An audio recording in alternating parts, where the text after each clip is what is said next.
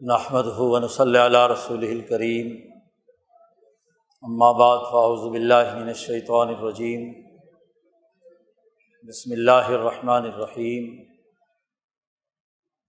قال اللہ تبارک و تعالی: یا ایھا الناس انا خلقناکم من ذکر و انثی وجعلناکم شعوبا وقبائل لتعارفوا ان اکرمکم عند اللہ اتقاکم ان اللہ علیم خبیر۔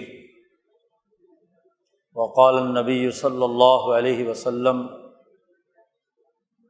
کانت بنو اسرائیل تسوسهم الانبیاء کلما ہلک نبی خلفہ نبی آخر الا لا نبی بعدی سیکون خلفاء فیکثرون۔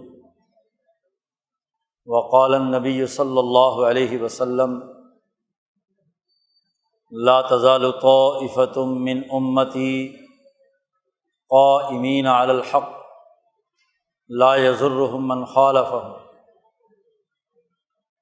صدق اللہ مولانا العظیم وصدق رسولہ النبی الکریم۔ معزز دوستو، اللہ تبارک و تعالیٰ نے یہ کائنات انسانیت کے لیے تخلیق کی، اور پھر انسانیت کی نشو و ارتقاء کے لیے اس کرۂ ارض پر، زمین پر زندگی بسر کرنے کے لیے اللہ تبارک و تعالیٰ نے ایک عالمگیر نظام قائم کیا ہے۔ اللہ کو چونکہ انسانیت محبوب ہے اور انسانیت کی ترقی اور فلاح و بہبود کے لیے اللہ تبارک و تعالیٰ نے دین اسلام کا ایک عالمگیر نظام انبیاء علیہم السلام کے ذریعے سے ہر دور میں انسانیت کے سامنے رکھا ہے۔ اس کی آخری اور تکمیلی تعلیمات کا حصہ امام الانبیاء حضرت محمد مصطفیٰ صلی اللہ علیہ وسلم کے ذریعے سے آیا ہے۔ کتاب مقدس قرآن حکیم اس حوالے سے ایک جامع کتاب ہے۔ وہ انسانی اجتماعیت کے آداب، قوانین اور ضابطے اور اجتماعی نظام سے متعلق بنیادی اساسی اصولوں کی رہنمائی کرتی ہے۔ انسان وہی ہے جو اپنے خالق و مالک کے نظام کو تسلیم کرتا ہے اور اس کے مطابق اپنی اجتماعیت قائم کرتا ہے۔ انبیاء علیہم السلام کا سلسلہ اسی لیے قائم کیا گیا کہ وہ انسانوں میں ایک ایسا نظام فکر و عمل قائم کریں جو اجتماعیت لیے ہوئے، افراد کی اجتماعیت، ان کا اجتماعی نظام ہی دراصل دنیاوی اور اخروی کامیابی کی اہم ترین منزل ہے۔ اجتماعیت کے بغیر جو نظام قائم ہوتا ہے وہ انسانیت کی تباہی کے علاوہ اور کچھ نہیں۔ دنیا میں انسان اکیلا نہیں آیا، اس کی تخلیق ایک اجتماع میں ہوئی، اور اس اجتماع کی سب سے پہلی اکائی ایک ایسا خاندانی اور فیملی سسٹم ہے جس میں انسان نشو و ارتقاء پاتا ہے۔ شادی اس کا پہلا بنیادی معاہدہ ہے جو مرد اور عورت کے درمیان قائم کیا جاتا ہے۔ یہ وہ سماجی معاہدہ ہے کہ جس کے ذریعے سے نسل انسانی ہموار طریقے سے ارتقاء پذیر ہوتی ہے، ترقی کرتی ہے۔ حضرت آدم علیہ السلام اور حضرت حوا، ان دو سے ہم نے، اللہ پاک کہتے ہیں، پوری مخلوق پیدا کی ہے۔ اللہ نے تمام انسانوں کو مخاطب کیا۔ ابھی جو خطبے میں آیت تلاوت کی گئی ہے، اس میں اللہ تبارک و تعالیٰ ارشاد فرماتے ہیں کہ یا ایھا الناس، اے لوگو، تمام انسانیت کو مخاطب کیا ہے کہ پوری انسانیت کے لوگوں سن لو، انا خلقناکم من ذکر و انثی، ہم نے تمہیں پیدا کیا ہے ایک مرد اور ایک عورت سے، ایک مذکر اور ایک مؤنث سے۔ تمہاری پیدائش، تمہارا ارتقاء، تمہارا اس دنیا میں آنا تمہارے ماں باپ کا مرہون منت ہے۔ خلقناکم من ذکر و انثی، پھر ان تمام انسانیت میں اللہ پاک نے اگلی بات ارشاد فرمائی، تخلیق انسانیت کے بعد تمہارے لیے ہم نے قبیلے اور شعوب پیدا کیے۔ اجتماعیت کے دو دائرے بیان کیے ہیں قرآن حکیم۔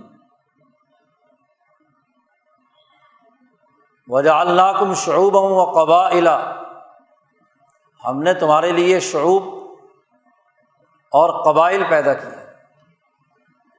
اجتماعیت کی مختلف شکلیں وجود میں آئیں، شعب بنے اور قبیلے وجود میں لائے گئے۔ گویا کہ انسانیت کی تخلیق کے ساتھ ہی اللہ پاک نے دو باتوں کا ذکر کیا ہے۔ قبیلہ ایسی اجتماعیت کو کہتے ہیں جو ایک خاص نسل پر مشتمل ہوتی ہے، اور شعب ایک ایسی وادی کو کہتے ہیں کہ جس وادی میں مختلف قبائل کی ایک اجتماعیت قائم ہوتی ہے۔ اس وادی یا اس جگہ یا اس ریاست یا اس مملکت کے دائرۂ عمل میں، گویا کہ کسی بھی اجتماعیت کے لیے ایک ریاستی نظام کی ضرورت ہوتی ہے، سپیس چاہیے، کرۂ ارض میں ایک زمین چاہیے، اور ساتھ ہی مختلف نسلوں کے جو قبائل، انسان، ان کا وہاں رہنا۔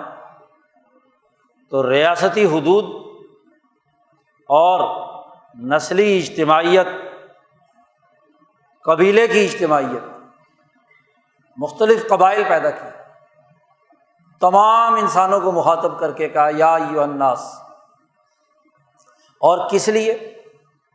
لتعارفوا، تاکہ تم ایک دوسرے کا تعارف حاصل کر پاؤ، ایک دوسرے کی پہچان تمہارے اندر پیدا ہو جائے۔ مینجمنٹ کا بنیادی اصول لوگوں کے لیے لوگوں کی معرفت، تعارف کا ہونا ہے، شناخت کا ہونا ہے۔ جب تک لوگوں کی شناخت نہ ہو تو اجتماعیت پورے طور پر قائم نہیں ہو سکتی۔ ہر فرد کا اپنا ایک یونیک کوڈ ہو، ایک شناخت۔ قدیم زمانے میں یہ شناخت قبیلے کی ہوتی تھی کہ یہ فرد فلاں قبیلے کا ہے، فلاں شعب فلاں وادی میں رہتا ہے، فلاں خطے کا رہنے والا ہے۔ یہ بات اچھی طرح سمجھ لینی چاہیے کہ انسان اپنے ماحول، آب و ہوا، اپنی زمین جہاں وہ پیدا ہوا ہے، جس وطن میں، اس سے بہت زیادہ متاثر ہوتا ہے۔ آب و ہوا کے اثرات انسانی جسمانی ساخت پر، اس کی زبان پر، اس کے رہن سہن پر، اس کی تہذیب پر، اس کی ثقافت پر گہرے طور پر اثر انداز ہوتے ہیں۔ گرم علاقوں کا رہنے والا آدمی ویسا لباس پہنے گا، اس کی ثقافت اور تہذیب اس سے متعلق ہوگی۔ سرد ترین علاقوں میں رہنے والا موسم کی مناسبت سے لباس پہنے گا، اس کی تہذیب و ثقافت کی شناخت ایسے لباس سے ہوگی جو سردی سے اسے بچا سکے۔ اسی طرح زبان، کلچر، پھر پانی کے اثرات۔ ایک دریا میں جو عناصر بہہ رہے ہیں اور اس دریا سے جو زمین سیراب ہو رہی ہے، اور اس زمین سے جو فصلیں اگ رہی ہیں وہ فصلیں انسان کھاتا ہے، تو اس پانی کے اثرات، ان معدنیات کے اثرات، ان عناصر کے اثرات اس کی جسم پر ظاہر ہوتے ہیں۔ زمین جس ساخت کی ہے، افریقہ کی زمین ہے اس سے جسم کالا ہوتا ہے، ہندوستان کی زمین ہے جس میں گندم گونی رنگ ہوتا ہے، یورپ کی سرزمین ہے جس کے نتیجے میں کیا گورے انسان بنتے ہیں۔ موسم، آب و ہوا اور حالات، شعب کی تبدیلی اور نسل کی موروثی تبدیلی وہ انسانی ساخت پر اثر انداز ہوتی ہے۔ تو انسانوں کی پہچان پیدا ہو، لتعارفوا، ایک دوسرے سے تعارف حاصل کریں۔ سارے ایک ہی کلر کے ہوتے، ایک ہی زبان کے ہوتے، ایک ہی نسل کے ہوتے تو پہچان مشکل تھی۔ پھر ان قبائل میں بھی آگے ہر فرد اپنی ایک یونیک خصوصیت لیے ہوئے ہے، اس کا چہرہ، مہرہ، اعضاء، اس کے فنگر پرنٹ، اس کے چہرے کی ساخت، اس کی آنکھیں، وہ یونیک۔ لیکن ان تمام کی اجتماعیت ضروری ہے، اور اجتماعیت کے لیے تعارف ضروری ہے، ان کے رویوں کی پہچان ہے۔ چور کون ہے، ڈاکو کون ہے، امن پسند کون ہے، انسانوں کے حقوق ادا کرنے والا کون ہے، ان افراد کے درمیان تعارف پیدا ہوگا۔ تو ہم نے تمہیں ایک عورت اور ایک مرد سے پیدا کیا، اور پھر اس کا مقصد یہ تھا تمہارے قبیلے بنائے، تمہارے شعب بنائے، تمہارے علاقے مختص کیے، تاکہ ایک دوسرے کا تعارف پیدا ہو۔ یہ تو بلا تفریق رنگ، نسل، مذہب، تمام انسانیت کے لیے ہم نے کیا، لیکن اس ساری پہچان، اس ساری تہذیب، اس ساری ثقافت، ساری قبیلائی تقسیم، شعبی تقسیم، ان تمام میں معزز اور مکرم وہ ہے کہ ان اکرمکم عند اللہ اتقاکم، تم میں سب سے معزز اور محترم قبیلہ بھی، جماعت بھی، افراد بھی، اجتماعیتوں کی بات کی ہے۔ وہ اجتماعیت ہے جو اتقاکم، جو تم میں سب سے زیادہ متقی ہو، پرہیزگار۔ تقویٰ کیا مطلب ہے؟ یہی بات سمجھنے کی ہے۔ پیران پیر حضرت شیخ عبد القادر جیلانی رحمۃ اللہ علیہ، جنہیں غوث الاعظم کہا جاتا ہے، فرماتے ہیں کہ تقویٰ کی تشریح قرآن حکیم کی وہ آیت کرتی ہے جو ہر جمعے کے خطبے میں سب سے آخر میں پڑھی جاتی ہے۔ اس آیت میں تمام انسانوں کو مخاطب کر کے اللہ نے کہا ہے کہ ان اللہ یأمر بالعدل والاحسان وایتاء ذی القربى وینہی عن الفحشاء والمنکر والبغی، اللہ تمہیں حکم دیتا ہے عدل کرنے کا، احسان کرنے کا، رشتہ داروں کے حقوق ادا کرنے کا، ایتاء ذی القربى، تین باتیں کہی ہیں، العدل، الاحسان اور رشتہ داروں کے حقوق، ایتاء ذی القربى۔ اور اللہ تین باتوں سے روکتا ہے، ینہاکم عن الفحشاء والمنکر والبغی، جتنے سماجی معاہدات کو توڑنے والے عمل ہیں، فحشاء انسانیت کے خلاف بغاوت کرنے والے اعمال ہیں، والبغی ظلم، زیادتی کرنے والے، جتنے منکرات جن کے برا ہونے پر کل انسانیت کا اتفاق ہے کہ وہ برے ہیں۔ مثلاً جھوٹ بولنا برا ہے، دنیا کے ہر مذہب، ہر نظام، ہر سوسائٹی میں جھوٹ کو برا سمجھا جاتا ہے۔ دنیا کا کوئی قبیلہ، کوئی خاندان، کوئی نسل، کوئی ریاست، کوئی مملکت، کوئی مذہب یہ نہیں کہتا کہ جھوٹ بولنا اچھی بات ہے۔ بولے صحیح جھوٹ، لیکن جھوٹ کو برا ہی سمجھتے ہیں، اچھا نہیں سمجھتے۔ ہر سوسائٹی کے نقطہ نظر سے زنا حرام ہے، ناجائز ہے، کوئی اس کو اچھا نہیں سمجھتا۔ کسی نہ کسی سماجی معاہدے کے بغیر مرد اور عورت کا تعلق قائم کرنا جرم ہے، کوئی بھی نظام۔ اسی طرح ظلم اور زیادتی، بغاوت کرنا، اجتماعی اقدار سے، اجتماعی نظام سے سرکشی کرنا، بغاوت کرنا تمام کے ہاں جرم ہے۔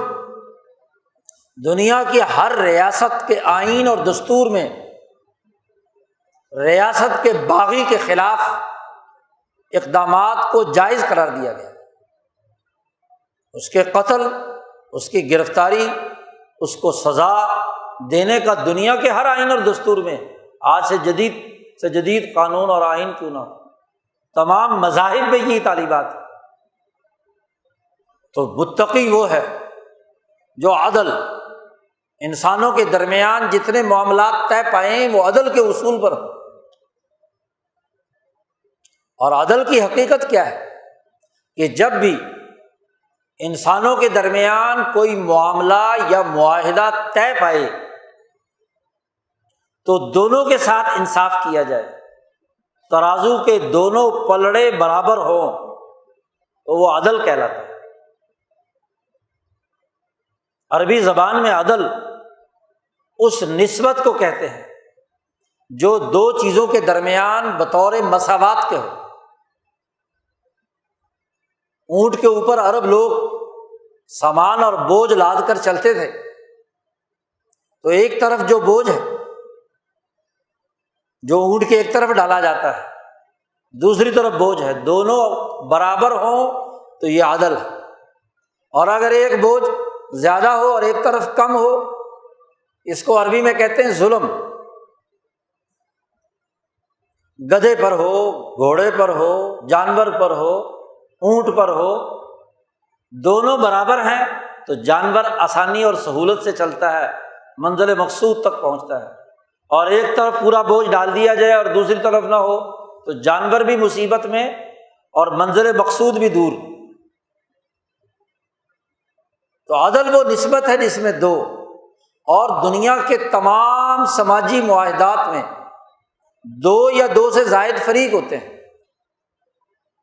شادی کے معاہدے میں مرد اور عورت دونوں دو فریق ہیں۔ خاندان اور قبیلے کے سربراہ اور خاندان کے درمیان معاملات کے دو فریق ہیں، ایک وہ کہ جس کے پاس اتھارٹی ہے اور ایک وہ جنہوں نے اس اتھارٹی پر عمل کرنا ہے اس کے مطابق۔ حکمران اور عوام کے درمیان سماجی معاہدہ وجود میں آتا ہے، سوشل کانٹریکٹ جسے کہتے ہیں، معاہدہ عمرانی۔ ان دونوں کے درمیان مساوات اور عدل ہوگا تو درست، اور اگر ظلم ہے خرابی۔ اللہ پاک نے داؤد علیہ السلام کو مخاطب کر کے کہا، یا داؤد انا جعلناک خلیفۃ فی الارض فاحکم بین الناس بالحق، ہم نے تمہیں زمین میں حکمران اور خلیفہ بنایا ہے، تمہاری ذمہ داری ہے کہ تمام انسانوں کے درمیان بلا تفریق، رنگ، نسل، مذہب، عدل کے ساتھ فیصلہ کیجیے۔ فاحکم بین الناس بالحق ولا تتبع الہویٰ، خواہشات کی پیروی مت کیجیے۔ ظلم کا عمل نہیں ہونا چاہیے، حق کی بنیاد پر معاملات طے پانے چاہیے۔ اسی طرح مختلف شعوب، مختلف ممالک کے درمیان جو بین الاقوامی تعلقات وجود میں آئیں اس کے لیے بھی عدل ضروری ہے، اس کے لیے بھی انصاف ضروری ہے۔ ہر ریاست کی قومی خود مختاری کی حفاظت اور اس کے حقوق کی ادائیگی کا نظام قائم ہونا یہ لازمی اور ضروری ہے۔ حضرت شیخ عبد القادر جیلانی جو عدل کی، تقویٰ کی تعریف کرتے ہیں، اس تقویٰ کی تعریف میں لازمی ہے میاں بیوی کے درمیان انصاف، ماں باپ اور اولاد کے درمیان انصاف، خاندان اور قبیلے کے درمیان انصاف، قوم اور ریاست کے حکمرانوں اور عوام کے درمیان انصاف، اقوام عالم کے درمیان انصاف۔ یہ ہے تقویٰ کے مختلف مراحل۔ تقویٰ کا ایک خود ساختہ تصور آج کل غلامی کے زمانے میں انگریزوں کے بعد سے ہمارے دماغوں میں پیدا ہو گیا کہ جو خاص لباس پہنے، خاص طرح کا کوئی عمل کرے تو اس کو ہم نے کہا جی یہ متقی ہے۔ حضرت پیران پیر شیخ عبد القادر جیلانی کہتے ہیں یہ تقویٰ نہیں ہے، تقویٰ تو یہ ہے کہ کیا تم عدل کرتے ہو، اور ایک ہوتا ہے عدل اور ایک ہوتا ہے احسان۔ عدل میں تو ہر آدمی کے تمام حقوق یکساں طور پر پورے ہوں، اور احسان اس سے آگے بڑھ کر ایثار جسے کہتے ہیں کہ انسانیت کی خدمت کے لیے اپنا حق بھی دوسرے کے لیے چھوڑ دے، یہ ہے احسان۔ قرآن حکیم نے صحابہ کا ذکر کیا ہے، یؤثرون علی انفسہم ولو کان بہم خصاصہ۔ صحابہ کا عمل یہ تھا کہ خود اگرچہ کتنے ہی بھوکے کیوں نہ ہوں، کھانا اگر ملا تو جاؤ جو بھوکا زیادہ ہے اس کو دے دو، اس تک پہنچا دو۔ نبی اکرم صلی اللہ علیہ وسلم حجرہ عائشہ میں تشریف فرما ہوتے تھے، اور روزے کی افطار کا وقت ہوتا، کوئی کھانے کی چیز آ جاتی، افطار کے لیے بیٹھتے تو باہر صفہ کا چبوترا تھا، تو حضرت عائشہ سے فرماتے کہ عائشہ ذرا دیکھو پتہ کراؤ کوئی مسافر تو نہیں بیٹھا ہوتا تو اپنے کھانے کی چیز اٹھا کر ادھر دے دی، چلو وہ افطار کرے، ہم پانی اور کھجور سے کیا ہے روزہ افطار کر لیتے۔ یہ ہے ایثار۔ عدل یہ ہے کہ جو مساوی آپ کا حق ہے اسے وصول کریں، اور احسان یہ ہے کہ دوسرے کو ترجیح دے کر اپنی چیز بھی اسے دے دے، یہ احسان، یہ ہے تقویٰ کا اعلیٰ ترین مرحلہ۔ اور ایتاء ذی القربی، خاص قریبی رشتہ دار، خونی رشتہ دار۔ تیسری بات جو تقویٰ کے حوالے سے بیان فرمائی وہ یہ کہ ان رشتہ داروں کے حقوق ادا کریں۔ کیوں؟ اس لیے کہ انسانی اجتماعیت میں سب سے بڑی خرابی کیا ہوتی ہے کہ آدمی دوسروں سے تو چونکہ برابر کی چوٹ ہوتے ہیں، ان کے حقوق تو دبا نہیں سکتا۔ یہ جو اپنے خونی رشتہ دار، اور اگر وہ بیچارے کمزور بھی ہوں تو پھر ان کے حقوق دبانے کی طرف جاتے ہیں، خاص طور پر سگے بھائیوں کی اولاد۔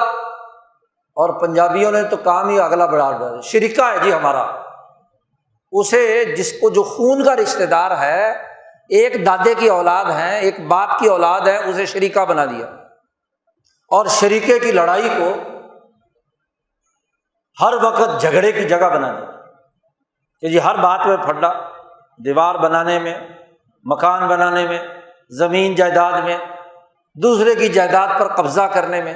اور اگر بیچارہ کوئی یتیم اور غریب ہو اور دوسرا رشتہ دار کوئی مالدار ہو تو وہ اپنی طاقت کے بل بوتے پر اس بیچارے کمزور کو دبا لیتا ہے۔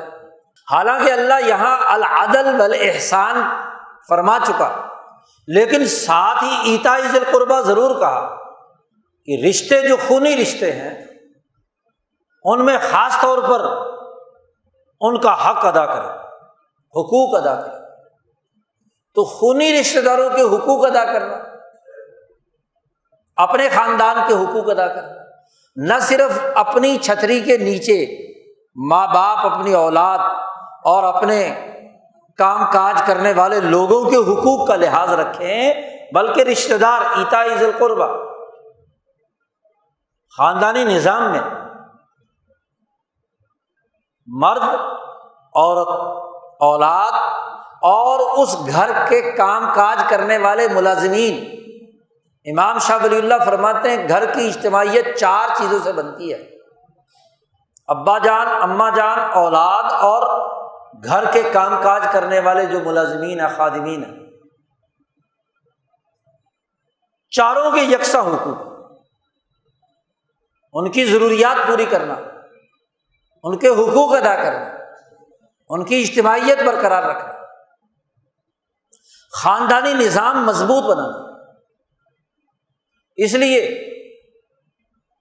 ایک مسلمان پر لازمی ہے کہ وہ خاندانی نظام کے اجتماعی آداب سیکھے، اپنے قبیلے اور برادری کے اجتماع کے اجتماعی امور سیکھے، اپنی قوم اور ملک جس ریاست میں رہ رہا ہے، جس شعب اور وادی میں رہ رہا ہے، اور جس وطن پر، جس دھرتی پر رہ رہا ہے، اس کے اجتماعی حقوق سیکھے۔ جس کرۂ ارض پر دوسری اقوام کے ساتھ انسانی بنیادوں پر جڑا ہوا ہے، ان کے انسانی حقوق سیکھے۔ وہ ہے متقی آدمی، وہ ہے اتقاکم، اور عزت والا تم میں سے وہی ہے جو اس اجتماعیت کو برقرار رکھے گا۔ اس کو اللہ نے کہا ان اکرمکم عند اللہ اتقاکم۔ محض کثرت سے نمازیں پڑھنا، تسبیحیں گھمانا، حج پہ حج کرنا، عمرے پہ عمرے کرنا، یہ محض تقویٰ نہیں ہے،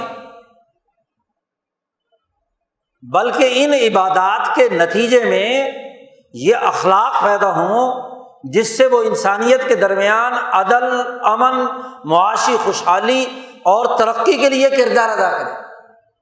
اگر وہ نماز پڑھتا ہے اور کسی کے پیٹ پہ چولہا گھونپتا ہے،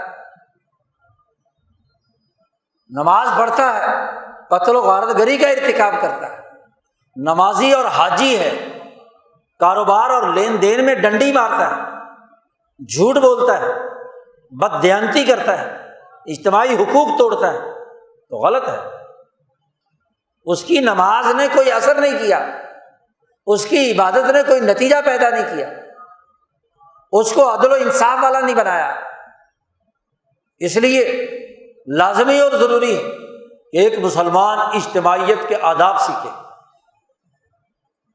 اور یہ آداب کے سیکھنے کا وقت، مرحلہ یوں تو ہر وقت، ہر مسجد، ہر رہنما، خاندان کے تمام بڑوں کی ذمہ داری ہے کہ وہ اجتماعیت سکھائیں، لیکن شادی کی تقریبات میں تو خاص طور پر جو ہمیں خاندانی نظام بنانے چلے ہیں، ایک نیا خاندان آباد ہونے چلا ہے، تو شادی کے حقوق و فرائض سمجھنا ضروری ہے۔ یہ صرف دو افراد کا ملاپ نہیں ہے، دو خاندانوں کا ملاپ ہے۔ ایک نئی اجتماعیت قائم ہو رہی ہے، ایک نیا فیملی سسٹم وجود میں آ رہا ہے، کیونکہ بوڑھوں نے تو چلے جانا ہے، اپنی عمر پوری کر کے انسانیت کی خلافت بعد میں آنے والی نسل کو ملنی ہے۔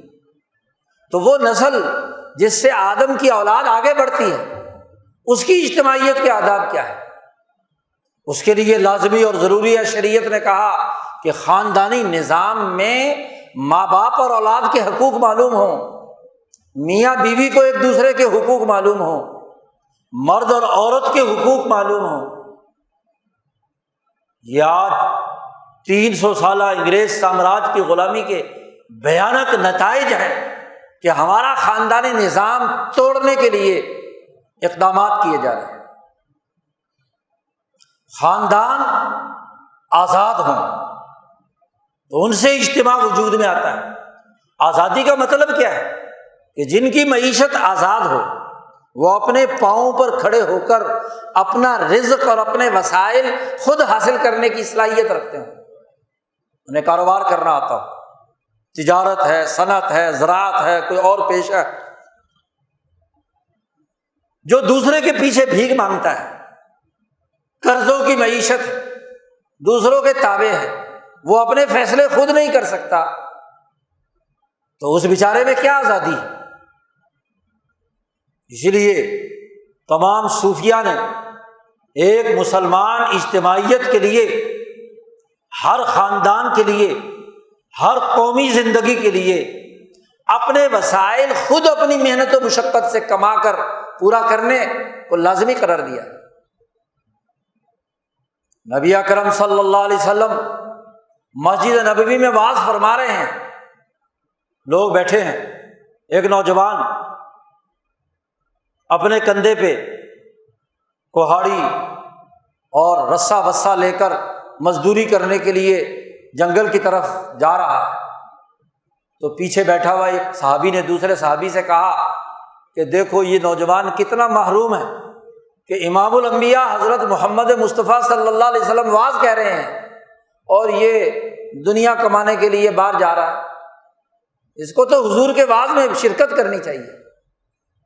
آپ صلی اللہ علیہ وسلم نے آواز سن لی اور اس نوجوان جس صحابی نے یہ سوال اٹھایا تھا اس کو کہا ذرا اٹھ کر بتا لوگوں کو کیا کہا ہے تو نے؟ اس نے کہا جی میں نے یہ کہا ہے، ظاہر ہے کہ دنیا کی سب سے معزز ترین شخصیت، انبیاء کے سردار انسانوں کو نصیحت کر رہے ہوں اور کوئی آدمی اس نصیحت اور واعظ میں شریک نہ ہو اور کوئی معاشی سرگرمی کے لیے باہر جا رہا ہو تو بظاہر تو بڑا عجیب کام ہے۔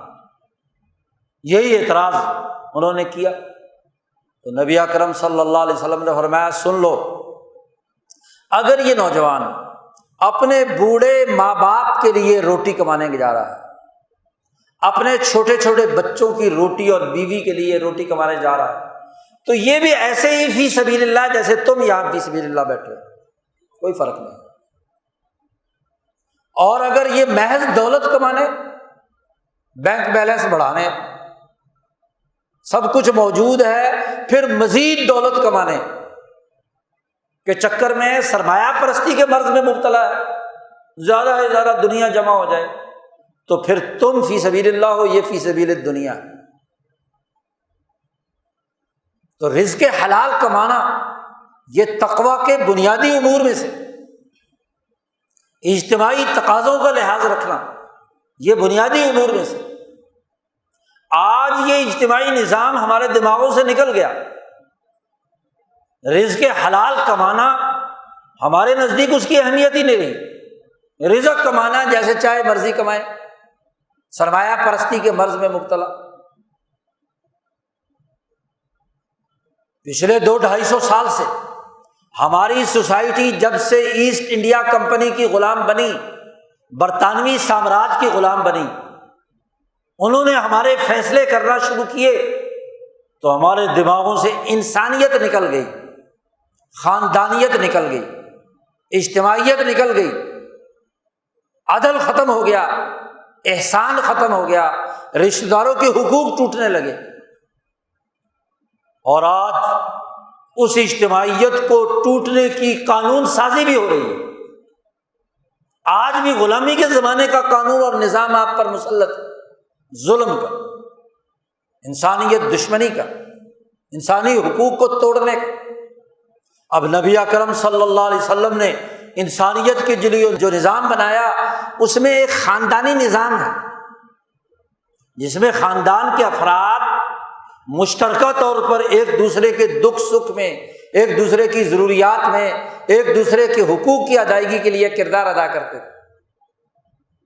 ایک تو اس صنعتی انقلاب نے، سرمایہ پرستی کے اس دور نے وہ خاندانی نظام بکھیر دیا، تتر بتر کر دیا۔ شادی ہوتی ہے، میاں بیوی الگ اپنا ڈھانچہ بنا کر کھڑے ہو جاتے ہیں۔ وہ باپ جس نے پالا پوسا بڑا کیا، اس کو بے یار و مددگار چھوڑ کر اپنی اپنی دنیا بسا لیتے ہیں۔ حالانکہ جن والدین نے مصیبت اور مشقت سے اس انسان کو، اس خاندان کو پالا پوسا اور بڑا کیا، اب بڑھاپے میں ان کی خدمت کا وقت آیا، چھوڑ کر فارغ ہو گئے۔ زیادہ کرے تو یورپ والوں نے کہا کہ چلو جی بوڑھے کو، وہ بوڑھے والا جو گھر ہے اولڈ ہوم ہے اس میں داخل کر دو، نرسے سنبھالیں، ہاں جی جیسے مرضی کریں۔ تو ماں باپ کے حقوق چھوڑ دیے، اولاد کے حقوق چھوڑ دیے۔ ماں باپ اب اکیلے ہیں، نہ دادی نہ نانی نہ کوئی گھر کا فرد پاس، دونوں اگر ملازمت کر رہے ہیں تو بچہ اٹھاؤ اور نرسوں کے حوالے کر دو اور خود جاؤ ملازمت کرو۔ آپ دیکھیے کہ اس کے نتائج کیا ہیں۔ اولاد کے دل میں ماں باپ کی کیا محبت۔ دین تو تربیت سکھاتا ہے، اور تربیت وہی ہوتی ہے جو اولاد اور ماں باپ کے باہمی ملنے سے ہوتی ہے۔ دو نسلیں آپس میں ملیں گی تو اپنے قبیلے، اپنے خاندان، اپنی برادری کی باتیں نسلوں تک منتقل ہوں گی۔ زبان، تہذیب، ثقافت آگے منتقل ہوگی۔ اور اگر ایسا نہیں ہے تو بچہ حوالے کر دیا دوسروں کے، وہ جو مرضی سکھائیں، باپ سے باغی بنائیں، خاندان سے باغی بنائیں، تہذیب و ثقافت جو مرضی دیں، تو آپ کی تہذیب تو چھین لی، آپ کا خاندانی نظام تو چھین لیا، آپ کی اجتماعیت تو ٹوٹ گئی۔ اب بھائی باپ بوڑھا ہو گیا، دادا گھر میں ہے اور پوتا جو چھوٹا بچہ ہے وہ گھر میں ہے، دو نسلیں آپس میں سارا دن ملیں گی تو خاندانی نظام منتقل ہوگا۔ اور اگر جناب والا وہ دو نسلوں کا ملاپ ہی کوئی نہیں، دادا کہیں اولڈ ہوم میں، بچہ کہیں نرسنگ ہوم میں، اور ماں باپ عالمی سرمایہ داری کے غلام بن کر عالمی سامراجی نظام کے ایجنٹ بن کر کردار ادا کر رہے ہوتے ہیں، ملازمت کر رہے ہیں، آزادی سلب کر لی، اجتماعیت توڑ دی، اور سرمایہ پرستی کے اس عفریت نے پہلے خواہشات پیدا کی، گھر میں یہ بھی ہونا چاہیے، یہ بھی ہونا چاہیے، یہ بھی ہونا چاہیے۔ اب اکیلا بیچارہ مرد کما نہیں سکتا، انہوں نے کہا جی عورت کو باہر نکالو، بیگم صاحبہ بھی کام کرے سارا دن، وہ بھی کما کر لائے، مفت کی روٹی نہ کھائے، بلکہ شام کو کچن بھی اپنے اپنے پیسے سے بنائیں، دونوں مل کر اپنی اپنی تنخواہ جمع کریں۔ کیسی اجتماعیت، کوئی محبت، کوئی تعلق۔ قرآن کہتا ہے ہم نے شادی اس لیے کی تمہاری جعل بینکم مودۃ ورحمہ، تمہارے درمیان ایک دلی پیار ہو اور ایک دوسرے پر تم ایک دوسرے کے رحیم اور شفیق ہو۔ تو اگر اپنا اپنا ہی کمانا اور اپنا اپنا ہی کھانا ہے تو کیا محبت اور کیا رحمت اور رافت۔ پھر وہ اولاد جو 18 سال کی عمر تک نرسنگ ہوم کے حوالے رہی، تو 18 سال کے بعد یورپ والوں نے تو کہہ دیا کہ اولاد آزاد ہے، وہ جہاں مرضی جائے، جیسے ماں باپ کو کچھ کہنے کا اختیار نہیں ہے، بلکہ اختیار تو 18 سال سے نیچے والے کو بھی نہیں ہے۔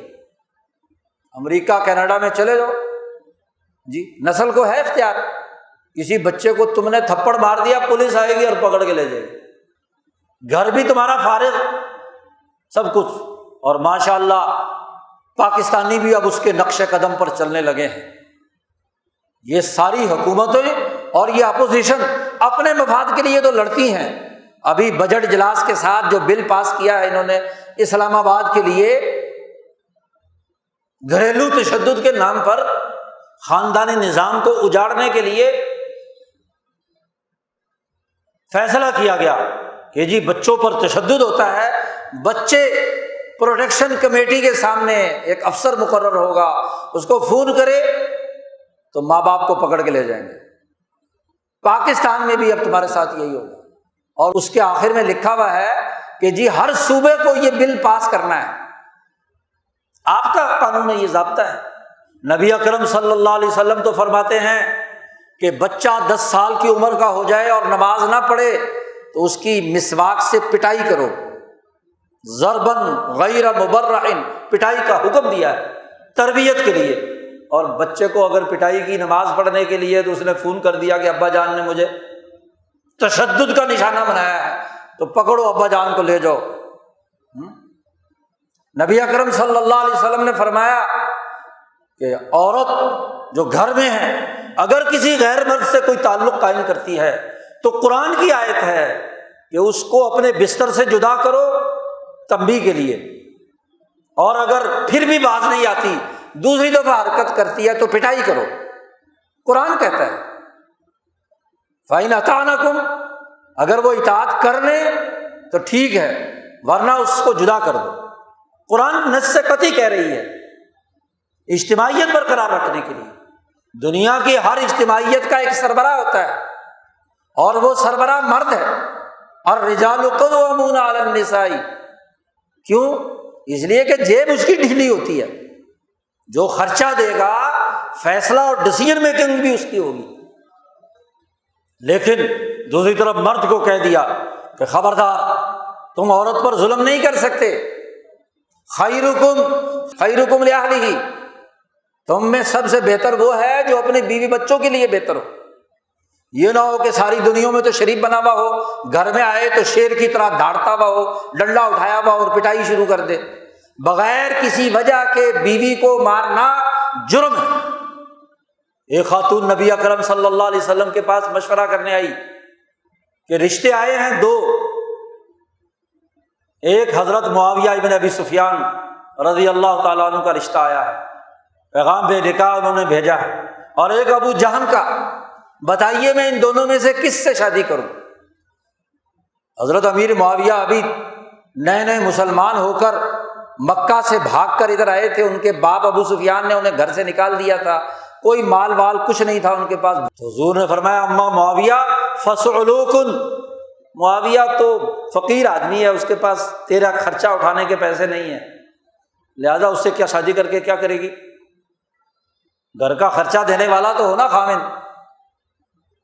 اور واما ابو جہل، جہاں تک ابو جہل کا معاملہ ہے تو اس کے کندھے سے تو ڈنڈا ہی نہیں اترتا، ہر وقت کندھے پہ ڈنڈا ہوتا ہے، ہر ایک کی پٹائیاں کرتا ہے، بیوی کی بھی، بچوں کی بھی، لوگوں کی بھی، متشددانہ ذہنیت رکھتا ہے، اس لیے اس سے بھی شادی مت کرنا جی۔ تو یہ تشدد جس کو خود نبی اکرم صلی اللہ علیہ وسلم نے روکا ہے، اور جو سکھانا تھا بچپن سے وہ تو سکھایا نہیں جی، وہ کی تو نہ تعلیم دی، نہ مدرسے میں مولوی صاحب نے دی، نہ خانقاہ میں پیر صاحب نے دی، نہ اسکول اور کالج میں کسی نے دی۔ اور اب بڑا ہونے کے وقت کہتے ہیں جی ہر بچہ، ہر فرد جو ہے وہ اپنا خود مختار ہے۔ اچھی طرح سمجھ لینا چاہیے کہ دین اجتماعیت قائم کرتا ہے، اور یہاں انفرادیت پیدا کی جا رہی ہے۔ دنیا بھر کا سرمایہ داری نظام یہ انفرادیت سکھاتا ہے، پہلے خاندان بکھیرتا ہے، فرد کو آگے بڑھاتا ہے، اور پھر اس فرد کے حقوق کے تحفظ کے لیے سامراجی حکومتیں میدان میں آ جاتی ہیں۔ کیا پاکستان کی عدالتوں نے یہاں جو دائر مقدمات تھے اور مسائل تھے وہ حل کر دیے؟ تمہارے ملک کا چیف جسٹس تو اعتراف کرتا ہے کہ ہم بطور ادارہ پاکستانی عوام کو 70 سالوں سے انصاف فراہم نہیں کر سکے، اور اب ان بچوں کی بنیاد پر ماں باپ کے خلاف مقدمے اسی عدالت کو دے رہے ہو۔ کیا کوئی باپ اپنی اولاد کو کسی دولت کے عوض مارتا پیٹتا ہے؟ وہ اس کا خیر خواہ ہوتا ہے۔ یہاں وہ اعتدال قائم کرنے کی ضرورت ہے کہ نہ تو وہ تشدد ہو اور نہ ہی وہ سفاکانہ قانون ہو جو اجتماعیت کو توڑے۔ ضرورت ہے اس اجتماعیت کو قائم کرنے کی جو تمام اجتماعی اداروں کو نیچے سے لے کر اوپر تک پورا کرنے کے لیے کردار ادا کرے۔ یہ اجتماعیت ہوگی تو نظام آگے بڑھتا ہے، اور اگر اس اجتماعیت کو توڑ دیا تو یاد رکھو جیسے آج یورپ بکھر گیا، ان کی اجتماعیت ٹوٹ گئی، جیسے امریکہ برطانیہ جدید نام نہاد ترقیاتی ممالک میں حلال و حرام کا کوئی فرق نہیں جی، زنا کی پیدا کی ہوئی اولاد اور دوسری اولاد میں کوئی فرق نہیں، وہی تمہارے معاشرے میں بنائی ریاست اسلام کے نام پر، قرآن کے نام پر، نبی کے نام پر، کہتے ہیں جی ریاست مدینہ بنانے چلے ہیں۔ یہ ریاست مدینہ ہے، نبی اکرم صلی اللہ علیہ وسلم جس اجتماعیت کو قائم کرنے کے لیے دنیا میں آئے ہیں اس اجتماعیت کو قائم کرو گے تو کامیاب، ورنہ تو سوائے ذلت، رسوائی، تباہی اور بربادی کے اور کچھ نہیں ہو۔ آج ہمیں اجتماعی حقوق سیکھنے ہیں بچپن سے، ہمارا اجتماعی نظام توڑ کر اولاد کو ماں باپ سے کاٹ کر اسکول اور کالج میں اجتماعیت کی تعلیم نہیں دی جاتی۔ وہ جاپانی تمہارے سے اچھے ہیں جو اپنی خاندانی اقدار اور روایات، تہذیب اور ثقافت بچپن سے ہی خدمت کا جذبہ بچے میں اسکول سے داخل کرتے ہیں۔ اسکول کی صفائی کرنی ہے، آرام کس وقت کرنا ہے، انسانی حقوق کیسے ادا کرنے ہیں، امن و امان کیسے قائم رکھنا ہے، وغیرہ وغیرہ۔ اور یہاں ہم پرتشدد ماحول میں مدرسہ بھی اسلحہ پکڑا کر کلاشن کو پکڑاتا ہے نوجوان کو، اسکول اور کالج بھی دہشت گرد تنظیمیں پیدا کرتا ہے، اور اس کے ذریعے سے نوجوانوں کو یرغمال بنا کر کبھی جہاد کے نام پہ، کبھی شیعہ سنی کے نام پہ، کبھی فرقوں کے نام پہ، کبھی جناب والا کسی دوسرے ملک کے خلاف مداخلت اور گھس بیٹھیے کے نام پر افراد تیار کرتا ہے، اور پھر کہا جائے کہ جی اب اس کو جوڑنا ہے قانون کے ذریعے سے۔ پہلے اس نظام کو درست کرو جس اجتماعیت کے اندر اس غریب آدمی کی ضرورتیں پوری ہوں جو خاندان کا سربراہ ہے۔ کیا حکومتوں نے ایسا کوئی بل پاس کیا ہے کہ جو اس خاندانی جس کے بچوں کے تحفظ کے لیے یہ قانون بنایا ہے، اس کے سربراہ کے پاس اگر روٹی نہیں ہے تو ریاست نے اس کو روٹی دی ہے؟ عمر فاروق تو کہتے ہیں کہ میری ریاست میں کوئی بھوکا مرے تو عمر سے پوچھو گی، اس کی روٹی تمہاری ذمہ داری تھی، تم نے ووٹ اس لیے لیا تھا کہ پبلک کے حقوق ادا کرو۔ اس خاندان کے سربراہ کو روٹی تو دیتے نہیں ہو، اس کے منہ سے نوالا چھین لیتے ہو، اس مزدور سے، اس کسان سے، اور اس کے بچوں کو تحفظ دینے چلے ہیں تشدد سے بچانے کے لیے۔ جو سارا دن روٹی روزی کما کر نہیں آیا، 200 روپے 400 روپے ملے میں غصے کی حالت میں بچے کو مار دیا، تم نے بچے کے ذریعے سے اس کے خلاف مقدمہ کر دیا۔ پہلے اس مزدور کی روٹی تو پوری کرو، اس کسان کے حقوق پر جو ڈاکہ ڈالا ہوا وہ تو پورا کرو۔ وہ تمہاری سرمایہ دارانہ قیمت پر کھاد بیج وغیرہ خریدتا ہے، 6 مہینے محنت کرتا ہے، اس کی فصل کی قیمت تو دو۔ باہر سے 2800 روپے لا کر گندم بیچتے ہو اور یہاں 1800 روپے خریدتے ہو، 1000 کا فرق کیوں ہے؟ سرمایہ داروں کے لیے، کمیشن ایجنٹوں کے لیے، مفاد پرستوں کے لیے کیوں ہے؟ پہلے اس سسٹم کو تو درست کر لو۔ بچوں کے تحفظ کا خیال آ گیا تمہیں، عورتوں کے تحفظ کا خیال آ گیا، پہلے ریاست کے ہر خاندان کی ضرورتیں پورا کرنے کا نظام تو بناؤ۔ صرف بجٹ میں یہ لکھ دینے سے کہ جی 20,000 ہم نے مزدور کی تنخواہ مقرر کر دی نا، کیا مزدور کو 20,000 ملتی بھی ہے؟ اور ذرا 20,000 میں تم ذرا بجٹ تو بنا کر دکھاؤ۔ جیسا جھوٹا اور جعلی بجٹ تم آج اسمبلیوں سے پاس کر رہے ہو، ویسا ہی جھوٹا بجٹ بنا کر دو گے۔